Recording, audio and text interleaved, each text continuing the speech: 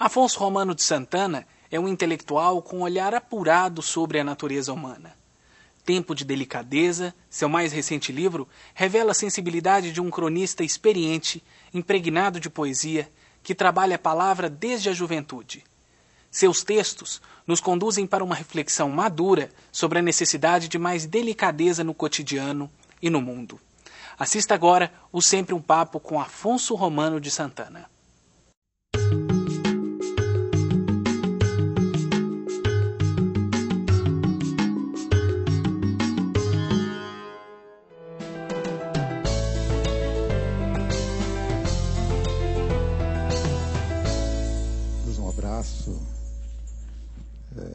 Que abra esse diálogo entre a gente.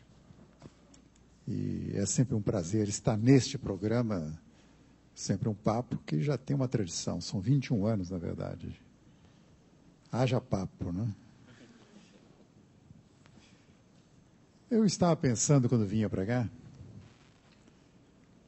que nós estamos, eu pelo menos estou, mas diria, talvez eu pudesse dizer que nós estamos fartos de violência. No cotidiano e na representação simbólica. Está aí a tropa de elite, não se fala em outra coisa. Quem não viu ainda vai ter que ver. Antes foi o ônibus 174, antes foi Carandiru e Cidade de Deus, ou seja, a bibliografia no terreno do simbólico pesa cada vez mais.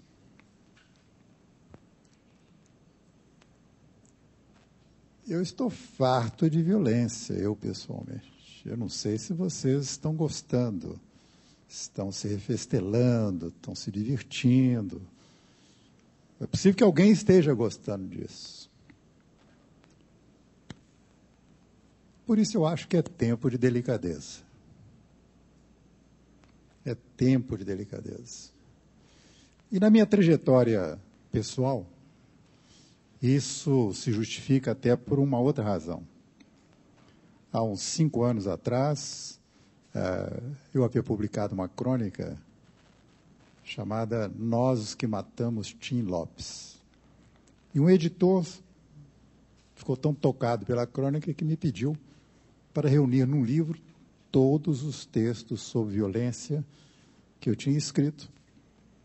E eu fui mexer nas minhas coisas e me dei conta que durante 30 anos, por mais que eu fizesse um esforço para não incomodar o leitor de jornal, não atropelar, não ensanguentar o seu cotidiano, por mais que eu fizesse, volta e meia entrava a temática da violência. E relendo esses textos, eu cheguei a uma conclusão tristíssima, que sem querer, eu havia feito a história da violência no Brasil.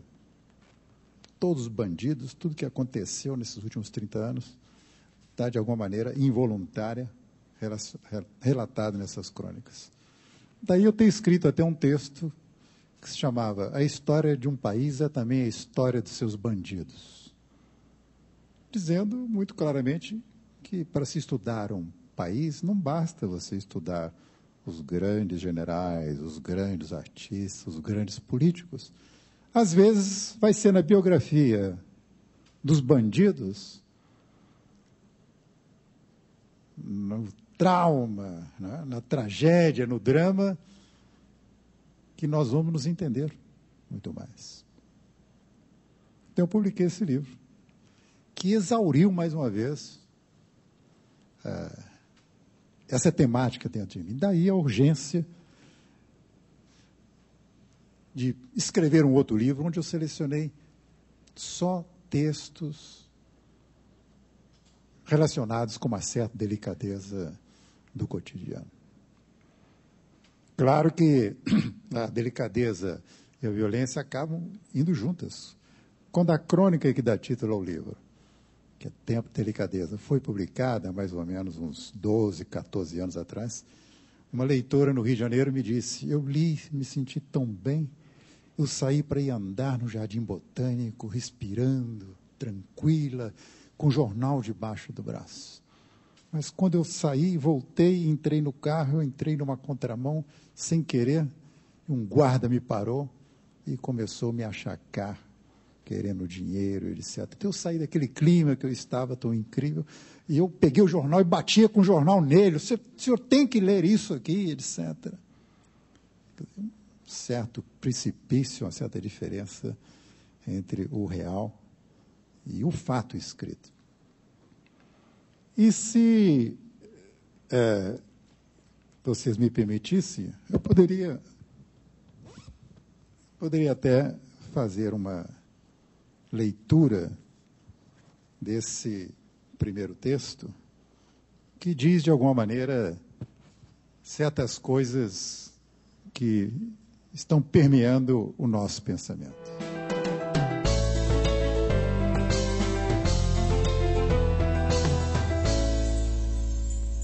Tempo de delicadeza.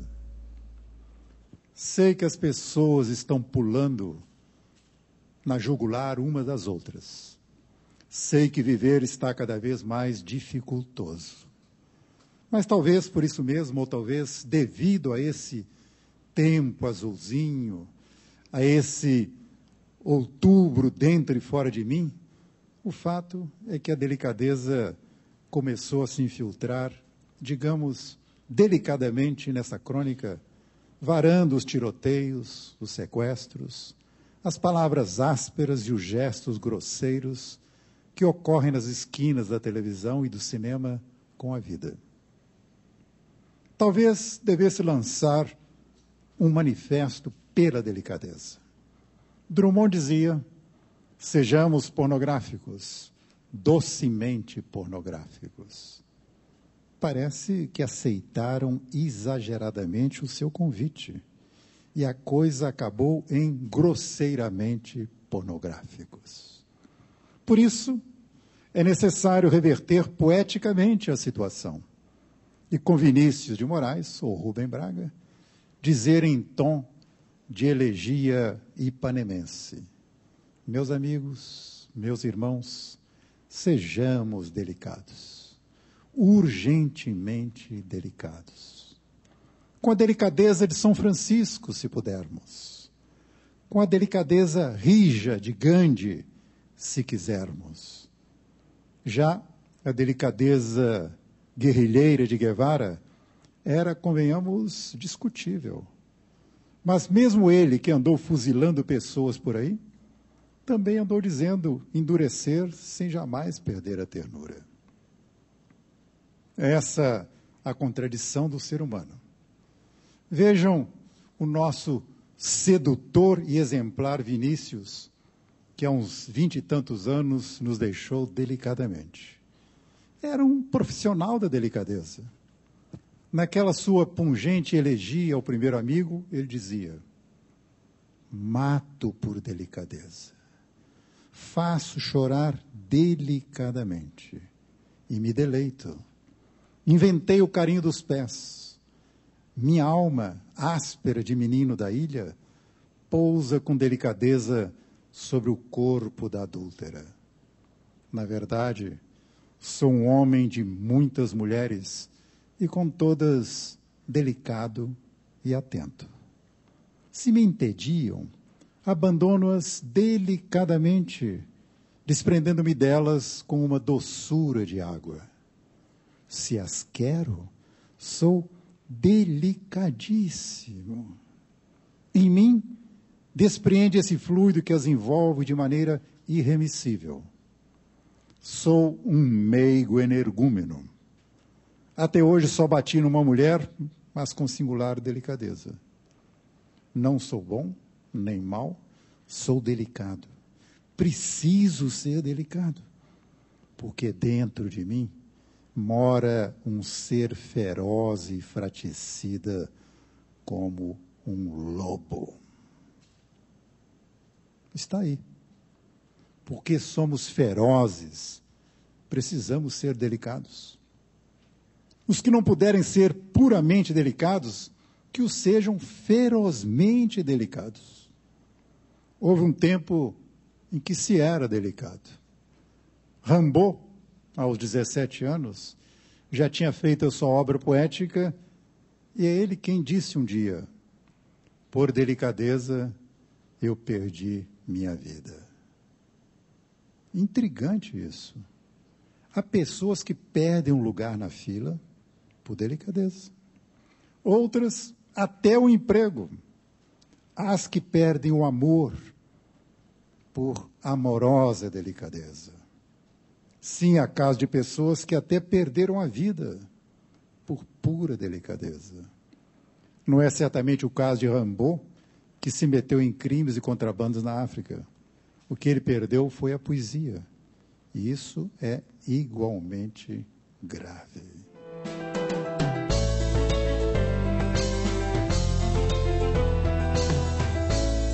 E por aí afora continua essa crônica, dissertando sobre a questão da delicadeza, que é urgente de ser reencontrada. E os outros textos caminham nessa direção. O texto seguinte é sobre um sentimento que possivelmente vocês já experimentaram. Era uma crônica intitulada, não vou ler o livro todo, né? Intitulada A Gente Precisa Se Ver Mais.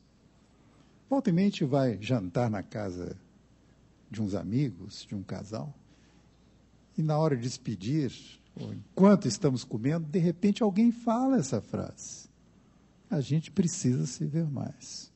Ou então no meio da rua. E o tempo vai passando e a gente não se vê mais. Então, o que há de aliciador? O que há de carência, de necessidade, de urgência nessa frase, que dentro da vida pós-moderna faz ainda mais sentido? E assim por diante. A outra crônica é sobre o melhor amor. Quando eu era jovem, da idade de vocês, eu ouvi um conhecido meu falar uma frase que me marcou para o resto da vida. Ele dizia que o melhor amor é aquele que nos faz felizes. Porque às vezes nós escolhemos o pior amor. Amor não é sinônimo de felicidade. Então, existe um aprendizado até na escolha amorosa. E assim por diante vão os textos do livro.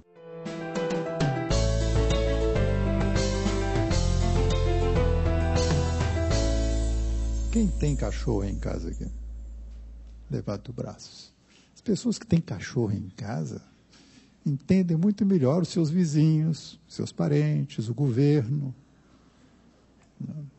É um aprendizado de sabedoria muito grande.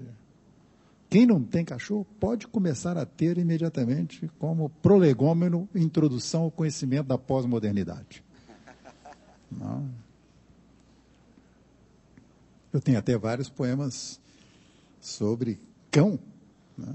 Essa companhia que se torna indispensável. Estava lembrando aqui de um poema que retoma ainda essa questão da delicadeza e que diz respeito, se intitula, aliás, Canibalismo Repensado. Porque nós somos todos seres canibais. Eu tenho até um livro de ensaios chamado O Canibalismo Amoroso, que é um livro onde eu estudo essa coisa masculina da devoração da fêmea e o medo que o macho tem de ser devorado pela fêmea, e que em algumas espécies acontece. E o pânico que os homens, em geral, menos os que estão presentes aqui, evidentemente, têm em relação às mulheres como seres castradores, né? E essa relação esquisita que nós temos entre amor e medo. Então, o estudo disso através dos tempos é uma autocrítica ao nosso machismo, uma tentativa de entender um pouco o outro lado nosso, as mulheres. E delicadeza tem uma coisa a ver com as mulheres, não tem jeito. Eu estava olhando no avião, vindo para cá, aquelas eram moças no avião, tão bonitinhas, aquele penteado, aquele uniforme, servindo com a delicadeza. Lá no hotel tinham as moças atendendo também. O homem atende de outra maneira. Não é? Os homens são machos. Não é? Então, há um problema na nossa cultura, inclusive, muito complicado. Os executivos todos são treinados para serem cada vez mais machos e competitivos. E há até um certo risco da sociedade capitalista nossa querer que as mulheres se tornem competitivamente masculinas. Quando o que nós temos que fazer, ao contrário, é recuperar dentro dos homens essa delicadeza que está quase a se extinguir. E, por coincidência, eu tenho um poema que tenta retomar a questão do calimarismo, é claro, e outras coisas. Ironicamente, diz o seguinte: às vezes tenho a impressão que apressado vivo deglutindo a vida, pensando em comer, com a voracidade do gourmand, sem a sutileza do gourmet. Às vezes penso que estou na pressa, perdendo o sabor, o refino do tempero, o buquê dos sentimentos, e que os fatos e pessoas é que finalmente me devoram. Estou cansado disto. Paro, penso e então escrevo. Ó vida, que generosa tem sido. Adeus, canibalismo apressado. Começo a saborear minúcias.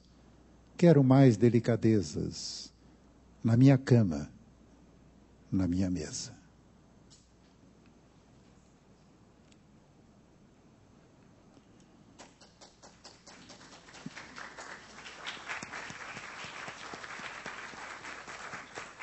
Curiosamente, nós temos que fazer exercício de recuperação da delicadeza.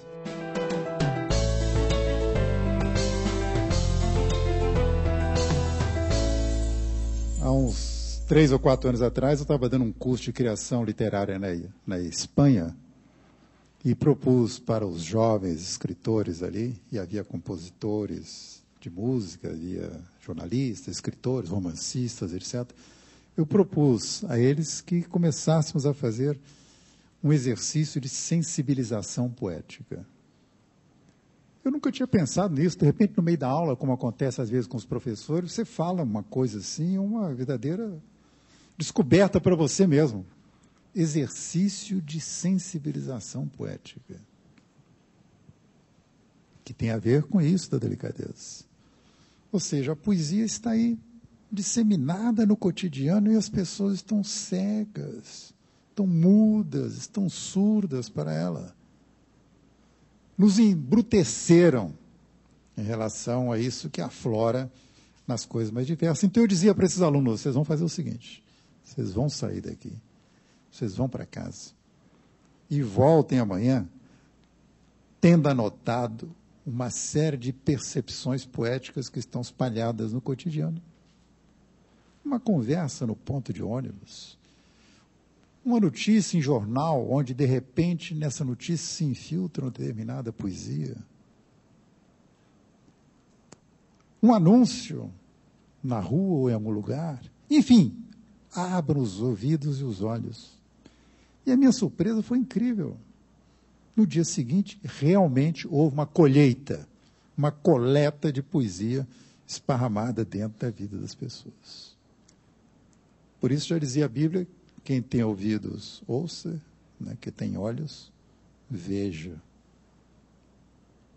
Isso tem alguma coisa a ver com esse outro livro que recentemente eu publiquei, chamado A Cegueira e o Saber.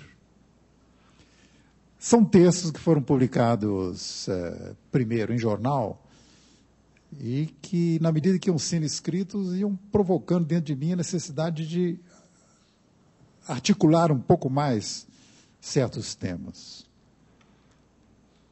Isso começou com uma história que eu li, várias histórias que eu li, na verdade, sobre a questão da cegueira e do não ver.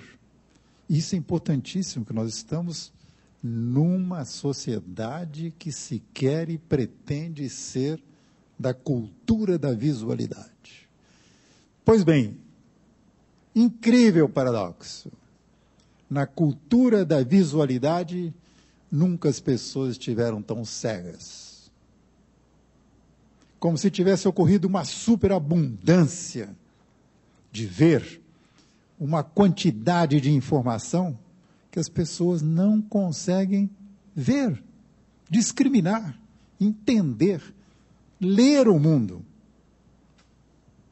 E isso pode ser exemplificado dentro da literatura das maneiras mais variadas. Muitos autores, além do Saramago, quando fez um ensaio sobre a cegueira, muitos outros autores antes e depois dele já haviam mexido nesse assunto.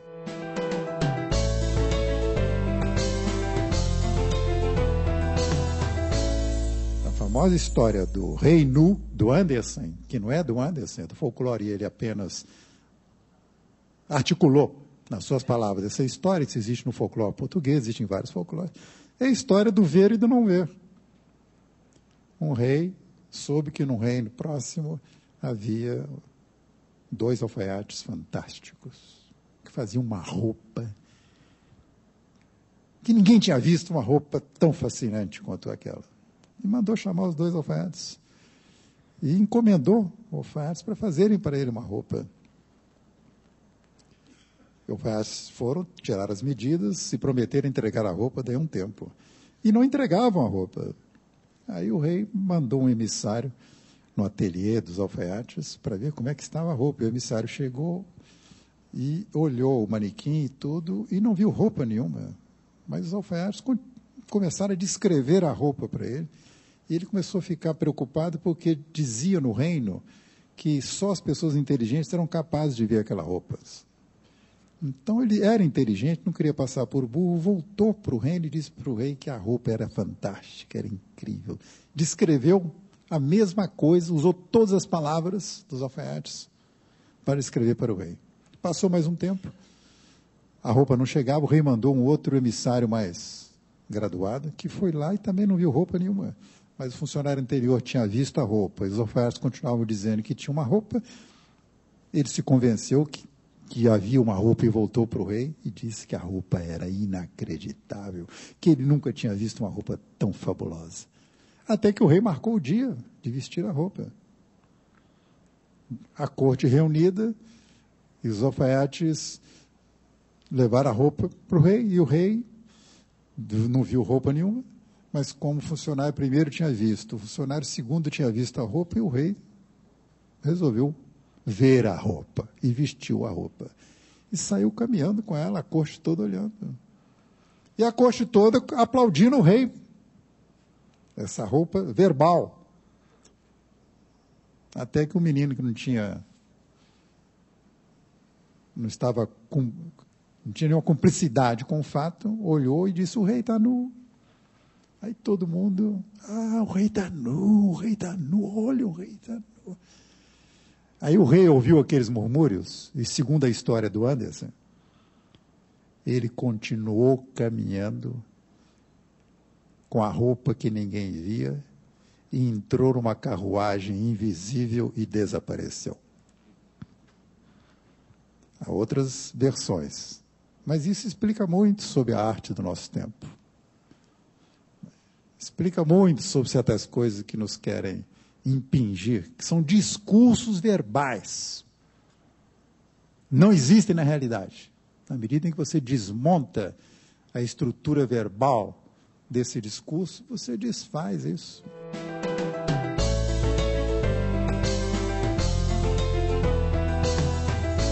Eu sempre narro nessas conversas um episódio em torno de uma crônica que não está nesse livro, está num outro livro, chamado A Mulher Madura.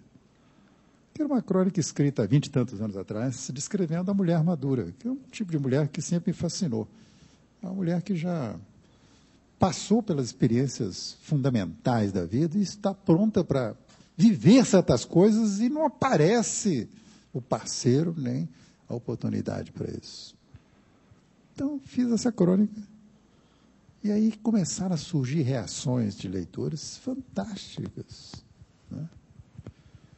Há 2 anos atrás, eu recebi um e-mail de uma leitora que dizia o seguinte: eu estou aqui na Europa há 20 e tantos anos, eu tinha 18 anos, e li uma crônica sua sobre a mulher madura.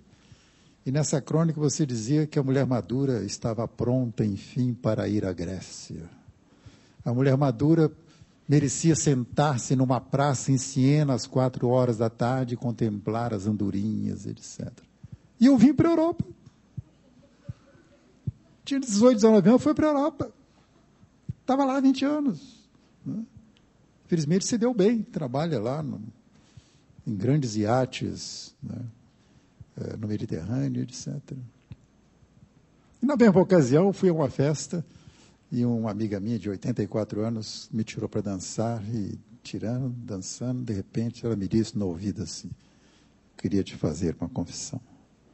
Eu sou a mulher madura. Né? E isso se repetia, sempre se repete. Eu estava dando aula, uma menina apareceu na sala de aula, de repente, assim, aflita, interrompeu a aula. Falei: o que foi, minha filha? Eu queria saber a idade da mulher madura, porque eu tenho 18 anos. Né? A menina queria amadurecer rapidamente. Então, os textos, Afonso, você sabe disso, eles fogem da mão do leitor, do autor. Há pouco tempo eu tive uma experiência que vai me possibilitar ler um poema para vocês aqui. Eu gosto muito de viajar, eu e a minha mulher. Eu acho que você viajando, você entende melhor o Brasil, além de todos os benefícios que isso traz. Esse ano, por exemplo, eu já fui a Israel e ao Egito, depois fomos aos países do Báltico, né? E se deixar, eu viajo toda semana.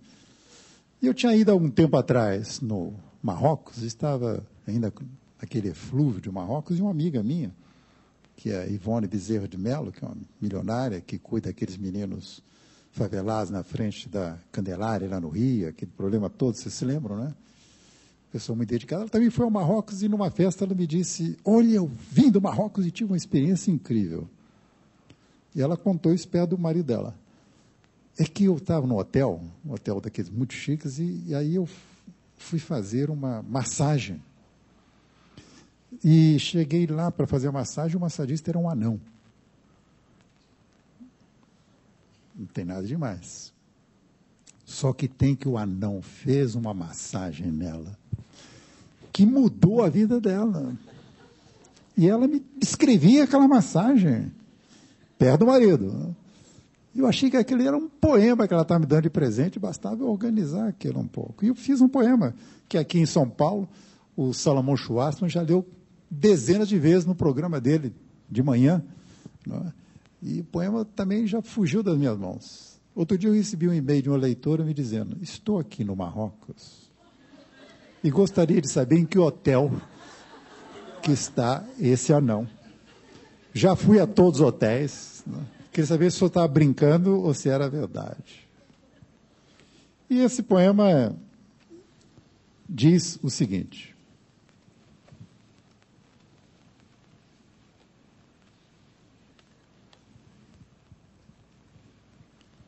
o anão de Marrakech. Em Marrakech há um anão que ensandece as mulheres. Elas vão ao banho, dizem aos maridos, fazer limpeza de pele. Mas algo a mais ali sucede. Basta ver como depois, além do corpo, a alma lhes vai leve. O segredo deste anão está guardado na palma de sua mão, pois com seus dedos sabe sublimar as mulheres. Elas vêm, e ele, com silencioso gesto, pede que se dispam, se despem. Se ele dissesse, voem, voariam. Se dissesse, dancem, dançariam.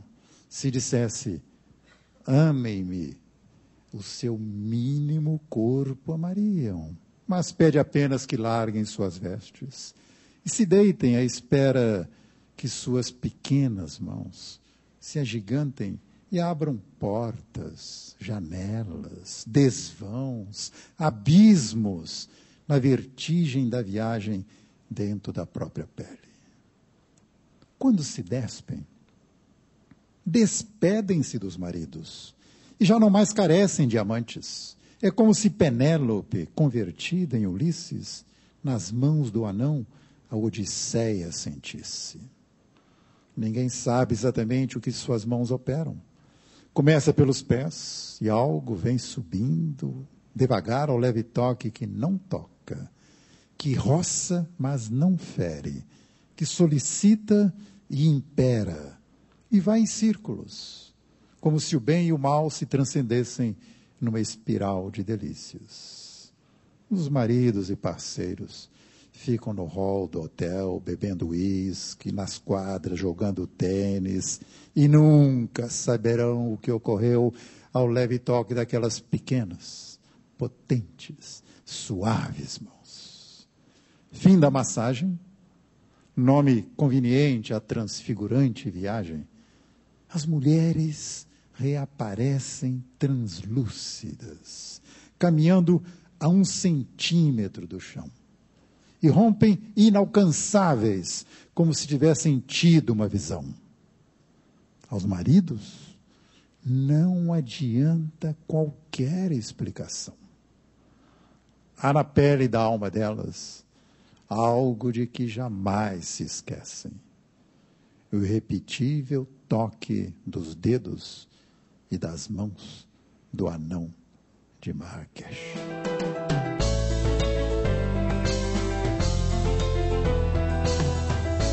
Muito bem. Olha, o que eu fiz foi olhar para dentro. Olhei para dentro. Que é o que o escritor faz, que o artista deveria fazer sempre. Infelizmente, as pessoas olham muito para fora. Ou seja, não olham. Em termos de arte, eu acho que existem 2 coisas. Tem um tipo de artista que eu acho que se chama artista sintomático. E tem outro artista que eu chamo de artista autêntico. O artista sintomático é aquele que está ouvindo o galo cantar. Ele vai atrás do que estão dizendo, do que estão fazendo, do que está na moda. A moda é isso, então eu vou atrás, vou fazer isso. Ele acha que assim ele vai se salvar, vai pegar uma boia nesse oceano de certezas, né, digamos, e vai chegar a algum lugar. Não vai. Ele vai ancorar na linguagem dos outros. O problema do artista, que é, na verdade, o problema de qualquer pessoa, mas no artista se coloca em termos de linguagem, é descobrir a sua linguagem, seu modo, seu jeito de ser, de escrever, de pintar, de compor, e parar com a sedução das sereias, do que está na moda, e contra a corrente, se necessário for. E isso tem um preço, que é o preço da solidão, que é o preço de você ter que se defrontar com alguns colegas de geração que estão apressados em chegar em algum lugar. Chegarão aparentemente. E o artista tem que cultivar o talento. Eu vi na minha carreira, no meu tempo, uma coisa paradoxal. Eu vi colegas com talento incrível se perderem. E eu vi colegas com talento medíocre terem êxito pela persistência, ou às vezes até pela esperteza social de a quem se ligar, como articular as coisas. Então, o talento só não resolve. Isso tem que vir junto de com uma série de coisas. Eu tenho até um livro chamado A Sedução da Palavra, que é um livro que é uma conversa com um jovem autor, dizendo para ele o que é bom que ele leia. Leia tais livros assim, onde estão dramatizados aí os problemas e as questões dos artistas de todas as épocas. Você tem que se armar para enfrentar isso. E hoje, sobretudo, que nós estamos nessa coisa anômica, de anomia, né, de falta de perfil, falta de limites, chamado pós-modernidade, que torna as coisas mais difíceis. Porque quando você era um renascentista, você era um romântico, um realista, etc., tinha um código muito mais claro para você seguir. Para pintar, você tinha, no Renascimento, uma série de instruções de como pintar. Literatura, idem. A pós-modernidade embaralhou tudo. não só embaralhou tudo, mas colocou em primeira plana coisas falsas e falaciosas, que não tem nada a ver com a arte, tem a ver com marketing, tem que ver com a sociedade da aparência, tem que ver com uma série de silogismos que não dizem respeito à questão da arte. Portanto, ser artista hoje é mais difícil. Embora esteja crescendo estatisticamente o número de artistas, mas é mais difícil.